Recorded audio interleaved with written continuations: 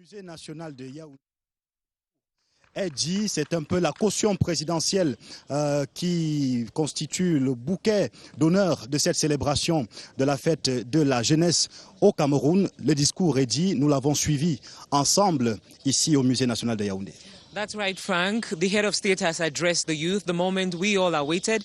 He said a lot. He's congratulated youth who've been excelling in different domains in the society. And right now, we'll just hand over the floor to the next panel that will be coordinated by Mohamed Nana and Emmanuela Mvemnui for the next segment of the program. Nana et Emmanuela Mvemnui qui reçoivent le premier duo d'invités, Yves-Marc Modjo et Achou Nienti de la division des activités de souveraineté à la CRTV pour décrypter, disséquer, analyser ce discours présidentiel dans les moindres détails. À vous Mohamed, à vous Emmanuela. Merci Franck et Vina. Bonsoir Quinta Bell. Le verbe rassurant, le regard franc.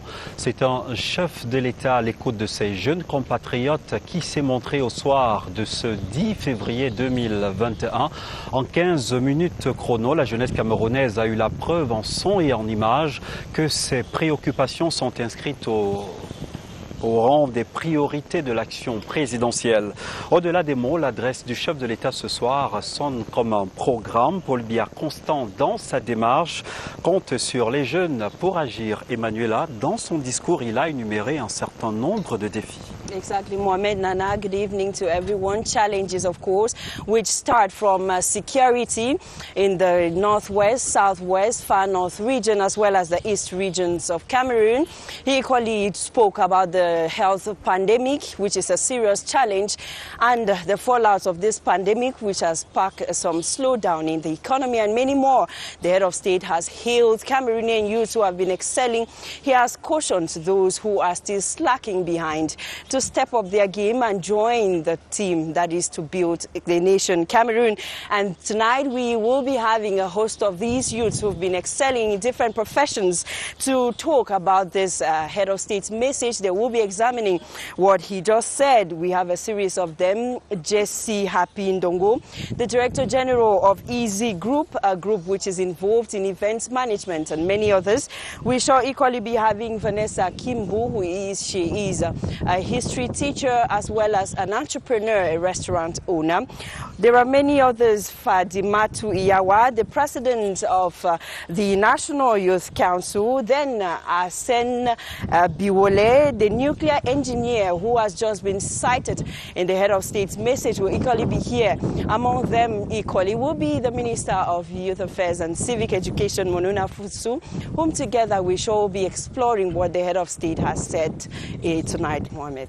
Et pour avoir les premiers éléments de décryptage du message du chef de l'État à la jeunesse ce 10 février 2021, j'ai le plaisir d'accueillir sur ce plateau Yves-Marc Modjo, éditorialiste, chef de la division des activités de souveraineté à la CRTV. Bonsoir Yves-Marc. Bonsoir Mohamed. Avant d'évoquer Yves-Marc le discours en lui-même, disons un mot sur son architecture et sa progression thématique. Alors Mohamed, la symbolique de cette adresse présidentielle peut être appréhendée sous trois prismes. Un moment de communion et de partage entre le père et ses fils, mieux entre le patriarche et l'ensemble de ses filles et de ses fils. Il y a pour cela qu'à prendre l'exemple de ce site du musée national et de la ferveur, l'enthousiasme qu'on y observe. Instant de réflexion aussi, instant d'orientation sur ce qu'il faut faire et ce qu'il ne faut pas faire pour les jeunes. Ce message du chef de l'État, ce 10 février 2021, peut en fait être appréhendé comme étant une opportunité de mobilisation autour des enjeux d'aujourd'hui et de demain pour la jeunesse camerounaise. Mobilisation autour des enjeux sacrés de la République que le chef d'État lui-même se charge de rappeler. Respect des valeurs sacrées de la République, paix, unité, concorde, incitation à l'effort. Voilà pour l'architecture, on va dire, classique, qui est d'ailleurs classique, l'architecture principale de ce message du président de la République. Maintenant, sur le plan concret, il ne vous a pas échappé que c'est balle au pied que le président entame son discours à la jeunesse de ce soir. Tout à fait, Yves-Marc. On l'a constaté, les premiers mots, vous l'avez dit, du président Paul Biya dans son message de ce soir sont consacrés à l'actualité sportive. Le fait est assez singulier pour ne pas être relevé. Tout à fait. Dans ses premiers mots, le chef de l'État évoque le Chant Total 2020, une compétition pour laquelle chacun a pu se prononcer. Il ne restait plus alors que le verdict de la plus haute autorité du pays, qui a été par ailleurs le principal centre d'impulsion de cette grande mécanique. Et pour le président Biya, c'est clair, le chant organisé par le Cameroun cette année aura été un succès éclatant. Citation, « Notre pays a pu offrir aux autres jeunes d'Afrique et du monde une belle fête sportive ». Fin de citation. Évidemment, c'est un succès qui a adossé un certain nombre de variables, un certain nombre de déterminants. Un bon montage institutionnel, un engagement déterminé en amont et puis une bonne organisation doublée d'une bonne discipline des autres acteurs en aval, dont entre autres le public sportif. Se féliciter donc de la discipline des acteurs à la base. Ici est loin d'être superflu car dans un contexte mondial marqué par une tendance haussière de la pandémie du Covid-19, eh bien, le respect satisfaisant des règles sanitaires pendant ce Chant Total 2020, mis à part quelques cas isolés, a permis de maîtriser la pandémie. Et de sources proches de la commission médicale situe à seulement 700 nouveaux cas enregistrés pendant cette période du Chant Total 2020, ce qui relève naturellement de l'exploit. Et le président de la République, Paul Biya, est le premier à s'en féliciter. L'autre motif de satisfaction, toujours en rapport avec ce Chant Total 2020, c'est ce qu'il s'est déroulé dans une conjoncture économique particulièrement difficile, et ça également le chef de l'État l'observe. Mais malgré cette conjoncture extrêmement difficile, le Cameroun a pu honorer l'ensemble de ses engagements, l'ensemble de son cahier de charges. Le Cameroun a pu payer l'ensemble des factures des chantiers liés à l'organisation du Chant Total 2020. Mieux, le pays est aujourd'hui en surcapacité sur le plan des infrastructures sportives et pas seulement. En prélude à ces 2 rendez-vous sportifs majeurs, le pays a pu se construire 8 stades de compétition, 28 stades d'entraînement aux normes internationales, avec, tenez-vous tranquille, du gazon naturel pour tous. Il y a des villes comme Bafoussam, par exemple, qui ont pu bénéficier de près de 100 km de voiries, de voies bitumées. Il y a les stades également de Japoma, Olembe et tous les autres axes reliant ces infrastructures sportives qui ont reçu des nouvelles couches de bitume. Entre les villes, entre les stades et les différentes villes où sont situées dans ces infrastructures sportives également, on a observé un renforcement du plateau infrastructurel en termes de voirie urbaine. Nos formations sanitaires également ont connu une remise à niveau de leur plateau technique. De nouveaux équipements ont été acquis sur les places aéroportuaires pour améliorer l'accueil des passagers, ascenseurs, escalators, mobilier. Dans le secteur de la communication, qui vous intéresse autant que moi, le sans faute a été réalisé. Un sans faute qui a été réalisé en grande partie parce que le Cameroun a pu déployer des équipements dernier cri, des équipements qui, dans leur entièreté, sont la propriété du Cameroun, de l'État du Cameroun. Donc ce n'est pas le moindre des succès. Et parmi ces équipements-là, vous vous souvenez, il y a ce dispositif de VAR qui est à classer parmi les plus récents à la matière. Tout ceci, naturellement, en rajoute à la grandeur de l'exploit et est adossé à un montage financier des plus rigoureux, un montage financier qui a permis d'activer 3 leviers. L'endettement extérieur pour les stades d'Olembe, de Japoma et le stade de la réunification à Douala.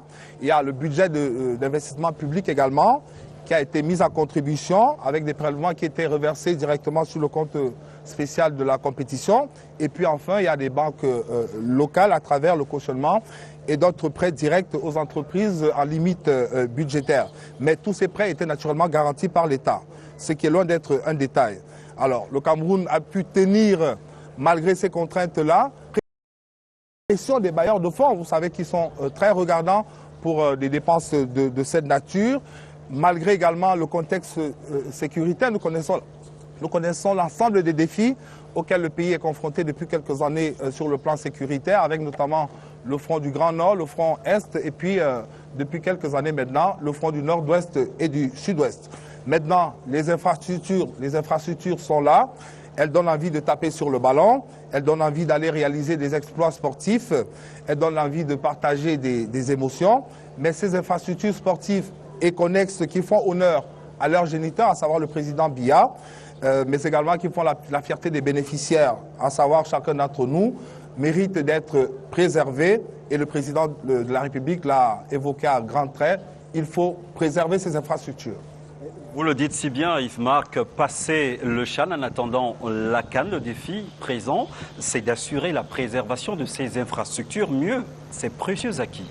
Oui, Mohamed, il faut les préserver parce que ce sont des véritables lieux d'animation, ce sont des véritables lieux de vie où le spectacle offert par l'infrastructure est à un moment à concurrencer le spectacle offert par les athlètes sur le terrain. On l'a vu à Japoma par exemple.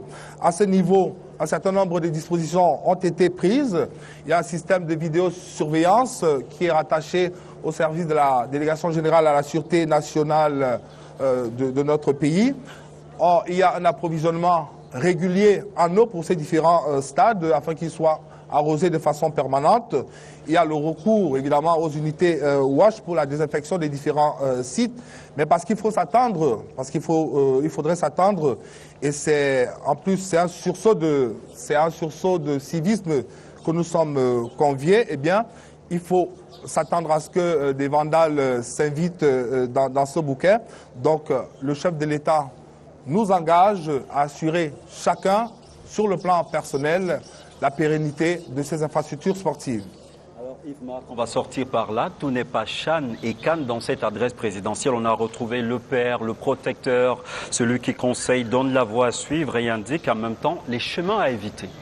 Il n'y en a pas eu pour le football dans ce message du chef de l'État à la jeunesse. Le président de la République invite la jeunesse camerounaise à ne surtout pas se sentir comme une jeunesse sacrifiée. Il reconnaît les contingences liées à leur quotidien, mais dans le même temps, il les invite à garder l'espoir, à rester attachés aux valeurs de la République. Et c'est tout naturellement que dans son prolongement, il rend donc hommage à ceux qui font la fierté de cette jeunesse-là, à cette jeunesse laborieuse, inventive, dynamique, et surtout à cette jeunesse loyale qui s'investit au quotidien sans compter pour la défense de la patrie, tout à l'opposé de ces autres jeunes qui ont élu domicile dans les réseaux sociaux pour vendre la peur, le mensonge, la calomnie, le découragement, la haine. À ces derniers, le président Biya les invite à s'inspirer du parcours de l'écrivaine lauréate du prix Goncourt des lycéens, à s'inspirer de l'exemple de ce jeune docteur de 22 ans, et signer avec une phrase, Mohamed, à retenir de ce message du 10 février 2021 du président de la République à la jeunesse. Pour moi, ça devrait être celui-ci. La participation effective des jeunes à la vie socio-économique de la nation restera au cœur de l'action du gouvernement. Qu'est-ce à dire autrement? La transition générationnelle n'est pas un sujet tabou au Cameroun, puisque d'ailleurs le chef de l'État l'a évoqué. C'est juste une question de patience, une question de temps. Merci Yves-Marc Medjo, éditorialiste, pour ces premières analyses. Comment résister à l'envie de vous souhaiter bonne fête de la jeunesse? Merci, réciproquement. And equally with us on set is Chief Unity Palace correspondent Ashu Nyenti, who is here to give his first examination of the President's speech to the youths. Good evening, Ashu. Yes, thank you very much. Good evening, Emanuela. Before I go into the details of the speech, let me say that President Paul Biya was speaking from a triple posture, a triple perspective, that of a statesman, that of a father, and of course that of a pedagogue to his young compatriots who are learners. And after listening to him, what's the first message to take home? A message of satisfaction. We've heard from other people who have come from out of the country giving a satisfactory note to the organization of the CHAN, the African Nations Championship. We're all waiting to hear what President Paul Biya will say. And now he has added his voice to those to give a word or note of satisfaction for that organization, a competition that has shown the vitality of the Cameroonian youth, a competition in which Cameroon has showcased its hospitality to other African brothers who came from far and near. A competition that was able to organize because of the investments that were carried out by the government under the guidance of President Paul Biya, investments in the health sector, investments in the construction of roads in cities like Douala, Bafoussam, etc., etc. And so President Paul Biya was naturally satisfied that at the end of the day, Cameroon was able to host this competition, a competition that gave a lot of satisfaction to the African youth. But you see, President Paul Biya did not only beat his chest in satisfaction as if the event went hitch-free. Not at all. No way. President Paul Biya, for the first time, has called on football authorities in this country to pull their acts together, to keep aside their quarrels and their problems of ego. Remember, we organized a CHAN without a proper championship. President Paul Biya thinks that if we did, we would have even performed better in this competition. That is why he's calling on all of them to put their acts together so that Cameroon will be able to host, and why not win, the African Cup of Nations 2021, which will be played in 2022. Ashunyensi, the president has hailed Cameroonians who are outstanding in their different fields. He has equally called on those who are towing the wrong line to join the winning team and build Cameroon. But more so, he has given an assignment to Cameroonian youths. An important assignment, Emanuela, a mission to bring back peace to this country. Peace has been threatened. The unity of this question has been called to question, or the unity of this country has been called to question. Today, President Paul Biya thinks that we have to work, the youth have to work to bring back peace. The examples that easily come to mind are the cases of the Northwest and the Southwest regions. You know what those two regions have gone through in the past 4 years. So many people have lost a lot in those two regions. President Paul Biya, in addition to the defense and security forces, is calling on the young people to take the fight of unity, to take the fight of peace as their major fight. And he says they cannot do this if they continue to follow those he called anti-role models, but to copy the good examples, those who go abroad and garner laurels and come back to develop this country. President Paul Biya thinks that the youth have that role to play. It is only up to the youth to play that role because each generation has a role to play. This present generation of young people, their role is to bring back peace to this country, peace that has been threatened in some parts of this country. And even though President Paul Biya used the word some in the Northwest and Southwest to say that some areas are difficult, have insecurity, the fact that he used the word some is an implicit acknowledgement that not all parts of those two regions have been pacified. Government has done a lot. A lot still needs to be done to bring back total peace and serenity to the Northwest and Southwest regions. President Paul Biya is of the view that that role has to be played by the young people who live in this country, who are not supposed to borrow extremism, who are not supposed to borrow hatred, because hatred into the fabrics and foundations of our country. President Paul Biya is of the opinion that the young people, even if they have to play politics, even if they have to do politics, they still have to love their country and to show love for country by contributing to its development and bringing about peace, because it's only in peace and unity that we can have development in this country. And finally, Ashunyensi, despite all of this, the president comes back on the theme of hope. A theme of hope, it calls on the youth to have hope for the future of this country. Don't get me wrong. The president is not saying that the youth don't have problems. He knows that they are unemployed, some of them. He knows they have no money in their pockets. He knows they are hungry. He knows some of them have even lost faith in the country. But the president is calling on them that if for 1 minute, they can be patriotic, if for 1 minute they can believe in this country, if they can be patient, then he thinks that his government has what it takes to be able to fend for the youth, to be able to provide the youth what they need to develop to the next level. That is why President Paul Biya has called on the government to make sure they implement all the projects that he has streamlined for them, those projects that will help in the socio-economic integration of young people in this country. That is why President Paul Biya thinks that the regions that have been set up, the regional councils for the 8 French-speaking regions and the regional assemblies for the 2 English-speaking regions, those regions are supposed to provide job opportunities for the young people. This is not the time for politics to say the president has said this, the president has said that. If those regions, the executive of those regions are working for the development of this country and for the interest of the young people, they have to provide opportunities and enabling environment in which the young people will develop and the young people will grow by finding jobs. Because you know, a hungry man, they say, is an angry man. But President Paul Biya thinks that the youth will not be hungry forever. They will be able to find jobs because the government is working every day to ensure that there are available jobs and jobs that suit the qualifications and the desires of young people in this country called Cameroon. Chief Unity Palace correspondent Ashu Nyeenti, happy Youth Day to you. Same to you, Emanuela and to Nana. Bonne fête à vous. Place à présent la seconde partie de cette séquence consacrée au décryptage du message du chef de l'État à la jeunesse camerounaise. Nous déroulons le tapis rouge, Emanuela, à 4 jeunes qui se sont distingués chacun dans un domaine particulier. Je vous laisse le soin de bien vouloir les présenter à nos téléspectateurs. Yes, Mohamed Nana, we have a host of young people who, of course, some of them were cited in the head of state speech for their outstanding works in their different fields to develop the country Cameroon.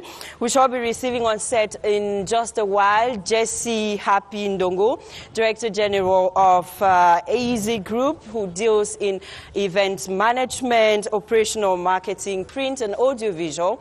We shall equally be receiving Arsene Tema Duole, who is an architect. He is a nuclear engineer.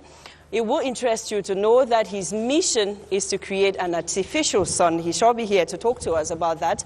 Fadimatu Iyawa, the president of the National Youth Council, is equally going to be our guest, same like Vanessa Kimbu, a teacher, history teacher, and an entrepreneur who will be joining us on set in a while. Franck Evina, vous êtes aux côtés du ministre de la Jeunesse qui sera l'un des panélistes ce soir.